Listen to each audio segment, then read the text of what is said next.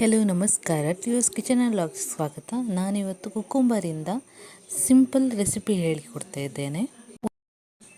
Mixie ಜಾರಿಗೆ 1 ಕೆಂಪು ಮೆಣಸು, 4 ಎಸಳು ಬೆಳ್ಳುಳ್ಳಿ, ಹಾಗೆ ಸ್ವಲ್ಪ ತೆಂಗಿನಕಾಯಿ, ನಂತರ ಸ್ವಲ್ಪ ಸಾಸಿವೆ ಹಾಕಿ ಇದೆಲ್ಲವನ್ನು ರುಬ್ಬಿಕೊಳ್ಳುವ.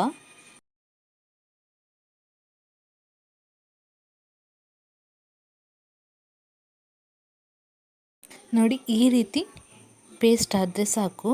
ನಾನು ಮೊದಲೇ ಕುಕ್ಕುಂಬರಿದ್ದು ಸಿಪ್ಪೆ ತೆಗೆದು ಕಟ್ ಮಾಡಿ ಇಟ್ಕೊಂಡಿದ್ದೇನೆ.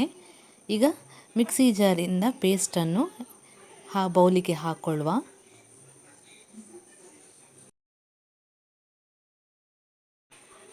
ರುಚಿಗೆ ತಕ್ಕಷ್ಟು ಉಪ್ಪು ಹಾಕಿ ಮಿಕ್ಸ್ ಮಾಡಿಕೊಳ್ಳುವ.